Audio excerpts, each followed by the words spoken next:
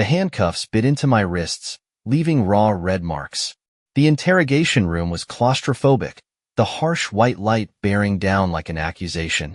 Across the table, a police officer shuffled through a stack of papers, occasionally pausing to scribble something in his notebook. "Let's go over this again, Mr. Carter. You're saying it all started with your wife's trip?" I hesitated, my thoughts tangled in a mix of disbelief and regret. How do you explain something that began so innocently? How does a weekend getaway snowball into a nightmare like this? "Yes," I said finally. "It started with the trip." "Go on." "It was just a regular evening. The four of us were sitting around the dinner table. Clara, our 7-year-old chatterbox, was going on and on about how she'd drawn the biggest unicorn in the history of her class. Ben, her 5-year-old partner in chaos, was multitasking, eating spaghetti with one hand while stacking blocks with the other. Emily seemed calm, but I noticed her hesitation. She opened her mouth to speak a few times, then closed it, as if second-guessing herself. Finally, she set her fork down, cleared her throat, and said, "Ethan, I have a favor to ask." I glanced up, mildly curious. "What is it?" "The girls from work and I are planning a weekend in the mountains. Skiing, snow, the whole thing." "Skiing?" I repeated, caught off guard. "Since when do you ski?" Emily laughed. "Come on, Ethan. It's winter. Snow, mountains. It'll be fun." I forced a smile, trying not to let my skepticism show. Emily had never once expressed any interest in skiing. "Who's going?" "Lauren, Amanda, and a couple of others from the office. You don't know them."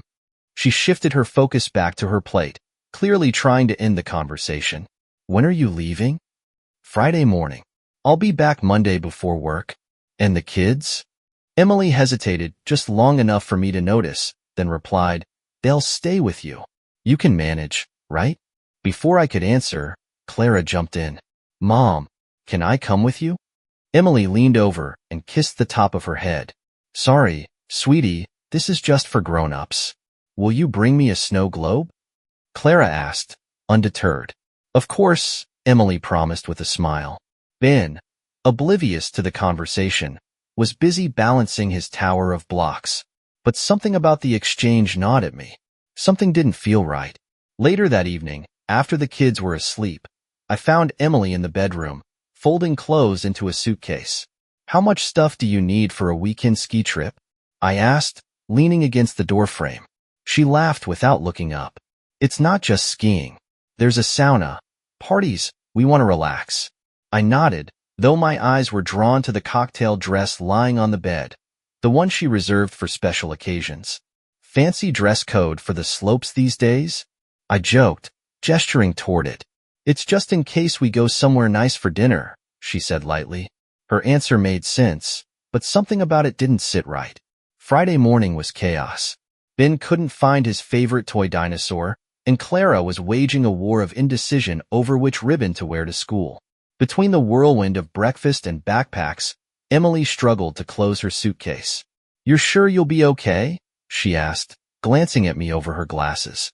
"Of course. We'll be fine." She smiled, but it wasn't her usual smile. The taxi arrived, and she hugged the kids tightly before kissing me on the cheek. "See you Monday," she said, grabbing her suitcase. "Bring me a snowman." Clara shouted as the door closed behind her. I was still clearing breakfast dishes when the phone rang. "Hey, Ethan. It's Lauren." Her cheerful voice sounded like sunshine breaking through clouds. "Hey, Lauren. What's up?" "Not much. I was trying to reach Emily. Is she with you?" I froze. Isn't she with you?" A long silence followed. "With me?" Lauren asked, her tone shifting. "Ethan, I'm not going anywhere this weekend." The room seemed to shrink. My grip tightened on the phone. "Right. Got it," I mumbled, trying to sound casual. "If you hear from her, tell her to call me back, okay?" "Sure." I hung up, my mind racing. She lied. I spent the rest of the day trying to convince myself it was a misunderstanding. Maybe Lauren canceled last minute. Maybe Emily was with someone else from work. But when I found her planner on the counter that evening, my doubts hardened into certainty. Her handwriting filled the page. Book skis. Reserve cabin. Bring gift for Mark. Mark? My chest tightened. Who was Mark? I stared at the name, my pulse pounding in my ears. I didn't know who he was or what this meant, but one thing was clear. I had to find out. Late that night, I called Emily's parents. Sorry for the late call, but could Clara and Ben stay with you for a few days? Something's come up. Of course, Ethan. Is everything okay? Yes, I lied. As I hung up, my hands trembled. I didn't know what I'd say when I saw Emily again, but I was going to get the truth, no matter the cost. By Saturday morning, I felt like a detective trapped in a mystery of my own making. Yesterday's conversation with Lauren and the notes I'd found in Emily's planner were like static in my brain. One name stood out, buzzing like an incessant fly. Mark. Who was he? A friend? A colleague? Or? No, I couldn't jump to conclusions. I needed evidence, not guesses. I needed answers. I dropped Clara and Ben off at Emily's parents' house early that morning. Thanks for watching them, I said, as Clara eagerly pulled out her drawing supplies and Ben dove into the toy chest in the living room. Ethan, are you okay? My mother-in-law asked, her tone laced with concern. Just busy with work, I lied, managing a faint smile. You look like you haven't slept, her father remarked, raising an eyebrow. I'm fine, really. I'll pick them up Monday. I said goodbye quickly, relieved that the kids were safe and away from the storm brewing in my mind. Back at home, I sat at the kitchen table, staring at Emily's planner. I'd already scoured the page that mentioned, bring a gift for Mark, hoping to uncover some hidden meaning. But there was nothing, no details, no context. I flipped through the other pages, but they were filled with ordinary work notes, schedules, meetings, presentations. Innocuous, except for that one name that had turned my world upside down. Setting the planner aside, I took a deep breath and did something I'd never dared before. I grabbed Emily's old laptop, the one she rarely used since switching to her work-issued computer. The screen came to life, asking for a password. My pulse quickened. What could it be? I tried a few guesses, our anniversary, Clara's birthday, even her childhood pet's name. Nothing worked. On the fourth try, I entered her phone's passcode. The screen unlocked. My chest tightened as I stared at her desktop. The laptop looked mundane at first glance. Folders of photos, documents, and random files. I opened the documents folder and scrolled through it. Most of it was work-related. Presentations, spreadsheets, reports. Then I saw a folder labeled ski trip. My stomach dropped. Opening it, I found a neat collection of files. Receipts for a cabin rental, ski gear reservations, even an itinerary. Everything looked legitimate at first glance. But one file at the bottom caught my eye. It was titled Schedule. The document outlined a detailed plan for the weekend. Skiing in the morning, a group dinner, a bonfire. But some entries stood out. Meetings labeled only with the initial M. Is that Mark? I whispered aloud. The more I searched, the less I found. There were no incriminating emails, no damning texts. Just that schedule. Frustrated, I closed the laptop and walked to the window. Snow was falling softly, and in the distance, I could hear the faint sounds of children laughing, neighbors playing outside, oblivious to the turmoil consuming me. I tried to reason with myself. Maybe this Mark was just a coworker. Maybe the gift was innocent. But then why had she lied about the trip? That evening, I decided to call Lauren again. Hey Lauren, sorry to bother you, but I need to ask something. Sure, Ethan. Is everything all right? Yeah, I lied again. Just wondering, are you sure you don't know anything about Emily's trip? She hesitated. Not really, but she's been acting different lately. Distant, you know? Like she's hiding something. What do you mean? Well, for starters, she stopped calling me like she used to. It's always, I'll call you back, or I'm busy. It's not like her. I felt a sinking sensation in my chest. Do you know anyone named Mark? Mark, she repeated slowly. The name sounds familiar, but I can't place it. If you think of anything, let me know. Of course. Ethan, is everything okay? Yeah, everything's fine. But we both knew it wasn't. That night, I couldn't sleep. The planner, the itinerary, the name Mark, all of it churned in my head. And the gift. Emily had written that she planned to bring him something. That had to be the key. I got out of bed, flipping on the light. The room felt unnaturally quiet. I opened her closet and began searching through her things. Dresses, shoes, blouses. Everything was where it should be. But in the bottom drawer, I found a small box, neatly wrapped in gift paper. My hands shook as I unwrapped it. Inside was a men's watch. Sleek. Expensive. This wasn't for me. I sat on the floor, staring at the watch, when my phone buzzed.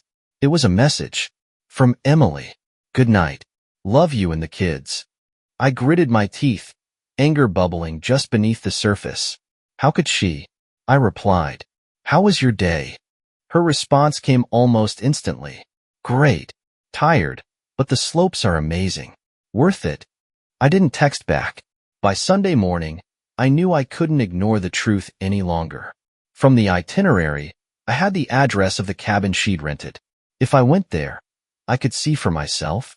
Packing a bag with warm clothes, I locked the house and headed for the car. Snow blanketed the streets, but I didn't care. I was going to find the answers I needed, no matter what I discovered. I parked beneath the canopy of a towering pine tree, leaving my car in the shadowed corner of an empty lot. My hands gripped the steering wheel, knuckles white as I stared at the cabin ahead. It stood quiet and unassuming, adorned with warm string lights flickering softly in the encroaching dusk. This was supposed to be a retreat, a weekend of skiing, laughter, and friends. Instead, it felt like the curtain had been drawn on the stage where my marriage might unravel. I wasn't ready for the truth, but there was no turning back now. I stayed in the car for nearly an hour, watching. At first, the house remained still, save for the faint glow of light in the windows. Then, the door opened. Emily stepped out, wearing a ski suit I didn't recognize. Behind her came a man, tall, broad-shouldered, and carrying a pair of skis slung effortlessly over his shoulder. She'd told me she was with colleagues, but the way they moved around each other, the easy laughter, the way their hands brushed, spoke volumes. They loaded the skis into a car parked out front and drove toward the slopes. I followed at a careful distance, my breath fogging up the windshield. The ski resort was alive with activity. Tourists milled around, laughter and the chatter of families filling the air. Emily and the man, Mark, I presumed, collected their gear and headed for the lift. I hung back, blending into the crowd as best I could. From a distance, I watched them ski down the slope. At one point, they stopped halfway, talking and laughing, their breath visible in the crisp mountain air. He slung an arm around her shoulders, and she didn't flinch. I pulled out my phone and snapped a few photos, my hands trembling as I zoomed in on their figures. By the time the sun dipped below the horizon, they were heading back to the car. I trailed them once more, my mind racing. The snow was falling harder now, blanketing the road in white as I parked a short distance from the cabin. I approached on foot, boots crunching against the frozen ground. My fists clenched tightly at my sides, nails digging into my palms. The glow from the windows felt mocking, the cozy scene inside contrasting sharply with the storm inside me. I stood on the porch for what felt like an eternity, staring at the door. Finally, I raised my hand and knocked. The door opened after a few moments, and there he was, Mark. He looked younger than I'd imagined, confident in a casual pullover. His expression shifted from polite curiosity to guarded wariness as he sized me up. "Can I help you?" he asked, his tone measured but carrying an undertone of irritation. "Get Emily," I said evenly, though my voice betrayed the fury bubbling beneath the surface. His brow furrowed. "And you are?" "Her husband." I saw the muscles in his jaw tighten as he partially closed the door, shielding the view inside. "Emily," he called, his voice calm but firm. "Someone's here for you." She appeared a moment later, her face pale as her eyes met mine. Shock flashed across her features, followed by fear and then a feeble attempt at composure. "Ethan, what are you doing here?" Her voice wavered, barely above a whisper. "Funny you should ask," I replied, leaning against the doorframe. "I came to find out what's really going on." Her gaze darted to Mark, then back to me. "You followed me?" "No," I said, motioning to the house. "But it seems I was right." You're not with Lauren and Amanda, like you said. This isn't what it looks like, she began, but I cut her off with a raised hand. Don't. Just tell me. Who is he? This is Mark, she said, attempting to sound composed. He's a colleague. A colleague? I repeated, my voice laced with disbelief. And you came here with him, to a private cottage, leaving your family behind for work? Mark took a step forward, his posture almost casual. Look, man. I pointed a finger at him, my voice sharp. Don't. Not one word from you. He stopped, raising his hands slightly as if to show he meant no harm. Ethan, Emily said, her voice trembling, this isn't what you think. Then explain it to me, I snapped, stepping closer. Explain how a private weekend with him fits into the picture you've been painting at home. She hesitated, wrapping her arms around herself as though trying to shield against my words. I needed a break, she said finally. You know how stressed I've been. A break? I repeated bitterly. From what, Emily? From our family? From me? From Clara and Ben, who've been counting the days until you come home? You don't understand, she shot back, her voice rising. Then help me understand, I said, pulling my phone from my pocket. Help me understand this. I held up the photos I'd taken, her laughing on the slopes, his arm around her. Her face paled, her lips parting as if to speak, but no words came. Mark stepped forward again, his tone measured but firm.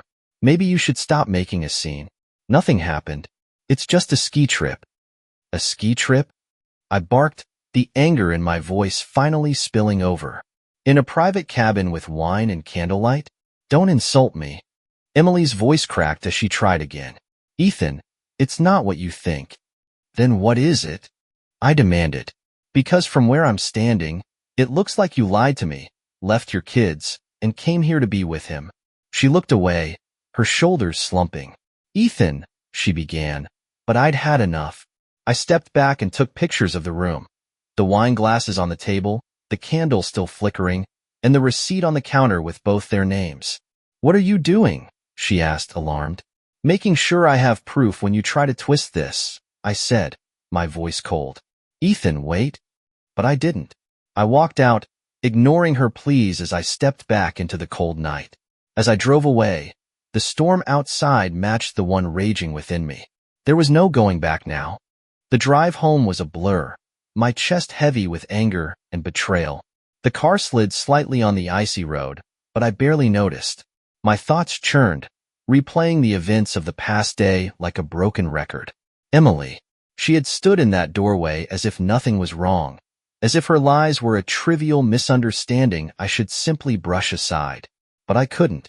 For the first time since I'd known her, Emily felt like a stranger to me. Her words, her laughter with Mark, even the way she looked at him. It all felt like a series of knives, each one cutting deeper than the last. When I pulled into the driveway, the night had fully settled in, blanketing the street in silence. The house loomed dark and cold, and the absence of Clara and Ben only amplified its emptiness. Their laughter usually filled every corner, but now, the stillness felt suffocating. I tossed my keys onto the kitchen counter and opened my laptop. I need to prepare, I muttered to myself, the words like a mantra. Sitting down at the table, I began compiling everything I had. First, I uploaded the photos I'd taken at the slopes and outside the cottage. Each image was another piece of the puzzle, painting a picture of her betrayal.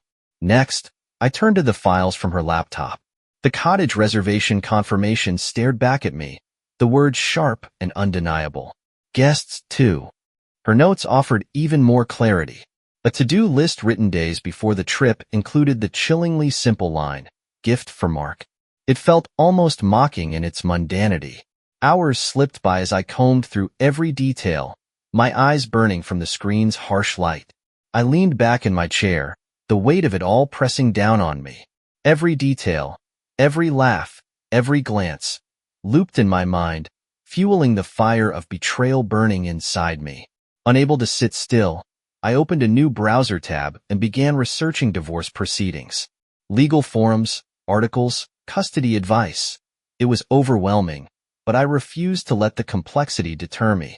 By the time morning arrived, I had barely slept, but I knew what I needed to do. I want to pick up the kids. Dad. Clara squealed as she ran to hug me, her drawing pad clutched under one arm. You're early, Emily's mother noted, her tone curious and faintly suspicious. Everything all right? Just missed them, I replied, forcing a smile. Ben tugged at my coat, already searching my pockets for candy, while Clara excitedly recounted how she and Grandpa had built the world's biggest snowman. For a fleeting moment, it felt like everything was normal, like I'd been wrong. But that illusion shattered the second I remembered why I was here. On the drive home, their laughter filled the car, momentarily quieting the storm inside me. Clara and Ben's joy reminded me of what I was fighting for. Back at home, I focused on them entirely. We spent the day in the snow, building our own snowman and launching snowball fights that left us breathless with laughter. Later, we baked cookies, the warm aroma filling the house. They were happy, and for the first time in days, I felt a flicker of strength. But Tuesday morning shattered the peace. The sound of the door opening jolted me, and I instinctively tensed. Clara and Ben raced to the hallway, their voices echoing. Mommy! Emily knelt, wrapping them in a hug, but her eyes found mine over their heads. I said nothing. How were things while I was gone?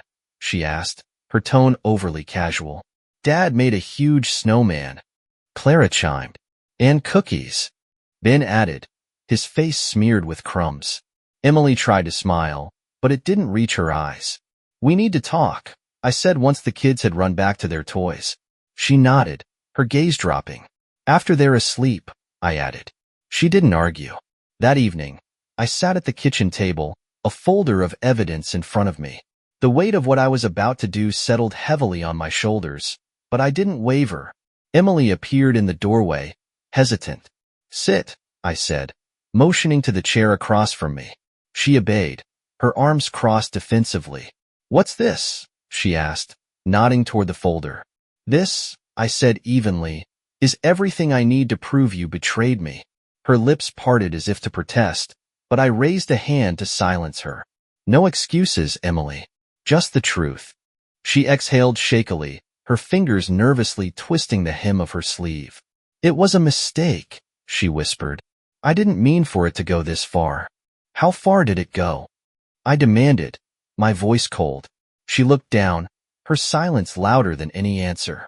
I didn't sleep with him, she finally said, her voice barely audible. And I'm just supposed to take your word for it?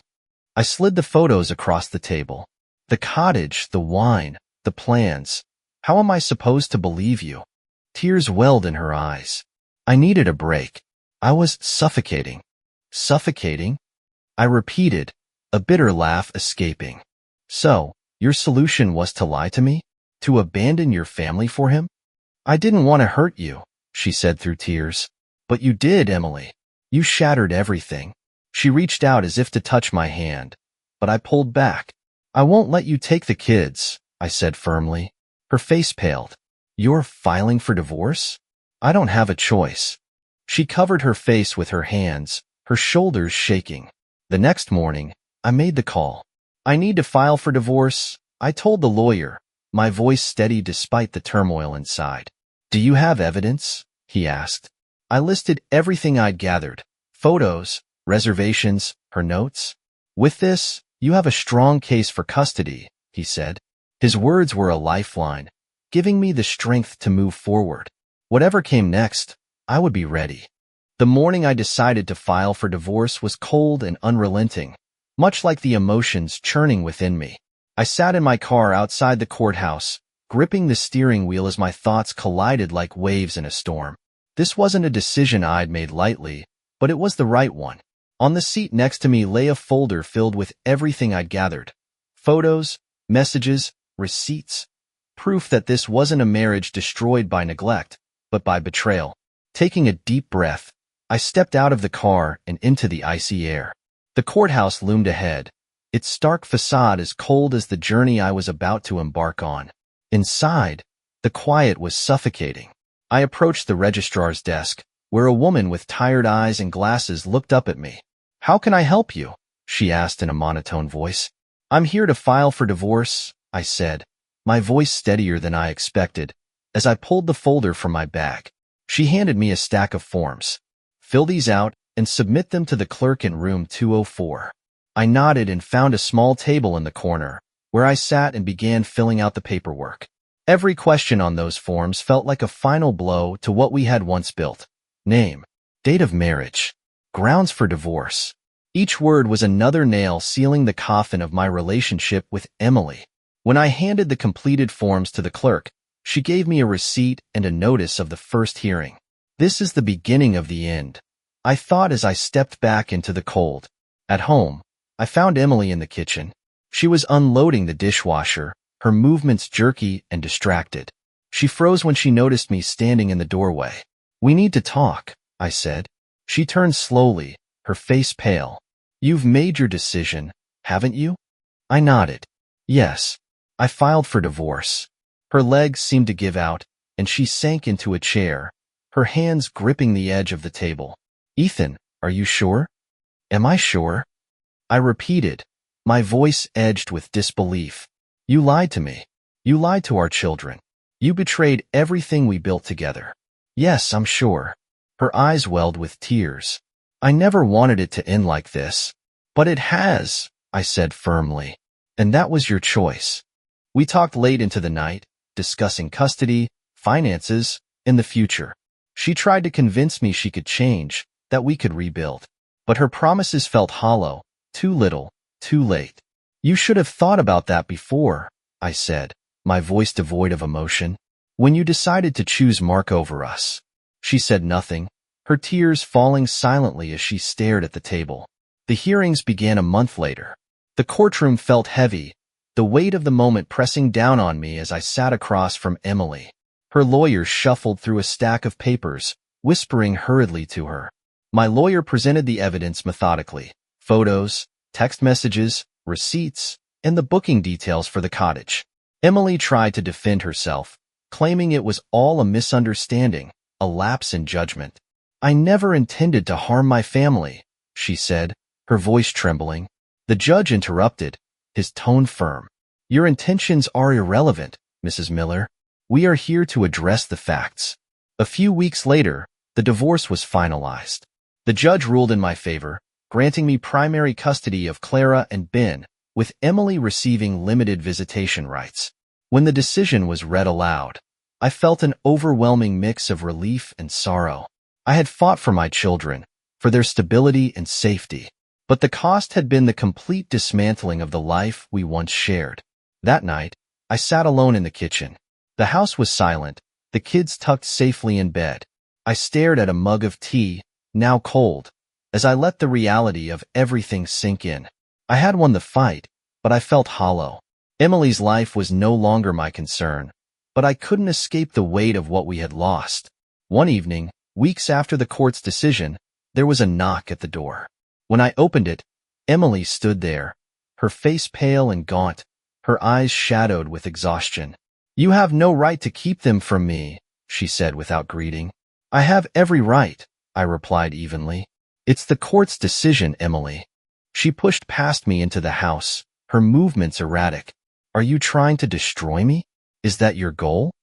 My goal is to protect Clara and Ben, I said, following her into the living room. This isn't normal, she shouted, spinning to face me. Children need their mother. They need stability, Emily. Something you've shown you can't provide. Her expression darkened. You think you're perfect? You think this is all my fault? I'm not perfect, I replied, but I didn't betray my family. Her voice dropped, quieter but filled with venom. You'll regret this, Ethan. You'll pay for what you've done.